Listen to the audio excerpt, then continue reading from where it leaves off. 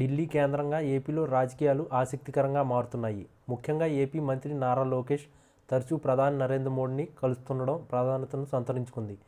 4 నెలల వ్యవధిలోనే లోకేష్ 2 సార్లు ప్రధాని మోడీని కలిశారు.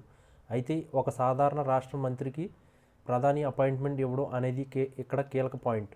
రాష్ట్ర ముఖ్యమంత్రులకి కలిసేందుకే ప్రధాని అపాయింట్మెంట్ లభించడం కష్టం. అటువంటిది మంత్రి నారా లోకేష్కు అపాయింట్మెంట్ దక్కుతుండడం వెనుక ఏంటి కదా అనేది ప్రధాన చర్చగా నడుస్తుంది. అయితే లోకేష్ ప్రధానిని కలిసిన ప్రతిసారి రాష్ట్రం కోసమేనని ప్రచారం జరుగుతుంది. తెలుగుదేశం పార్టీ అనుకూల మీడియా సైతం రాష్ట్ర ప్రయోజనాలు పెండింగ్ ప్రాజెక్టుల కోసమేనని చెబుతూ వస్తుంది.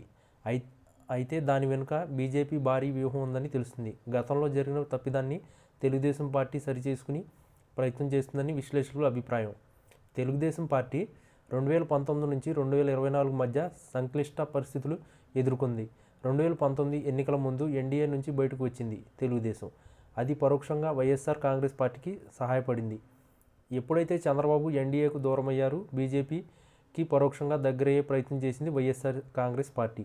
అది తెలుగుదేశం పార్టీతో పాటు చంద్రబాబుకు తీవ్ర నష్టం చేసింది. 2018 ఎన్నికలకు ముందు చంద్రబాబు అరెస్ట్ అయ్యారు. 52 రోజుల పాటు రాజమండ్రి సెంట్రల్ జైలు రిమాండ్ ఖైదీగా ఉండిపోయారు. ఆ సమయంలో లోకేష్ పడిన తపన అంతా ఇంతా కాదు. ఢిల్లీలో రోజులు తరబడి ఉండిపోయి తండ్రి బెయిల్ కోసం ప్రయత్నించారు.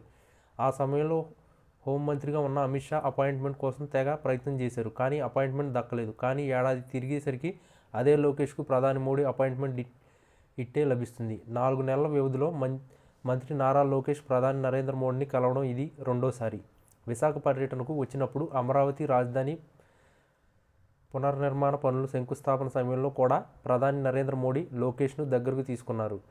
ఢిల్లీకి ప్రత్యేకంగా ఆహ్వానించారు. దీంతో లోకేష్ ఈ ఏడాది మేలో కుటుంబ సమేతంగా ఢిల్లీ వెళ్లారు. ప్రధాని నరేంద్ర మోడీతో దాదాపు 2 గంటల సేపు గడిపారు. తాజాగా మరోసారి ఈరోజు ప్రధాని నరేంద్ర మోడీతో దాదాపు గంట సేపు సమావేశం అయ్యారు నారా లోకేష్. రాష్ట్ర ప్రయోజనాల కోసమేనని పెండింగ్లో ఉన్న ప్రాజెక్టులకు అనుమతి ఇవ్వాలని లోకేష్ కోరినట్లు టీడీపీ అనుకూల మీడియా రాసుకొచ్చింది. దానికే అయితే నారా లోకేష్ ఢిల్లీ వెళ్లి ప్రధాని నరేంద్ర మోడీని కలవనవసరం లేదన్నది ఒక అభిప్రాయం. ఎప్పటికీ సీఎం చంద్రబాబుతో పాటు మంత్రులు, సంబంధిత శాఖల ఉన్నతాధికారులు తరచూ వెళ్లి కేంద్ర అధికారులకు కలుస్తున్నారు. కేంద్ర మంత్రులకు కలుస్తుండటంతో ఎప్పటికప్పుడు ఆ ప్రాజెక్టులకు మోక్షం కలుగుతుంది. ప్రధాని నరేంద్ర మోడీని మంత్రి నారా లోకేష్ తరచూ కలుస్తుండడం వెనుక భారీ వ్యూహం ఉన్నట్టు తెలుస్తుంది. ఎవరు అవునన్నా కాదన్నా తెలుగుదేశం పార్టీకి భావి నాయకుడు నారా లోకేష్. గత అనుభవాలు దృష్ట్యా బీజేపీతో లాంగ్ ట్రావెల్ చేయాలని టీడీపీ భావిస్తుంది. మరోవైపు జాతీయ రాజకీయ అవసరాల దృష్ట్యా తెలుగుదేశం పార్టీని శాశ్వత మిత్రుడిగా చేసుకోవాలని చూస్తుంది.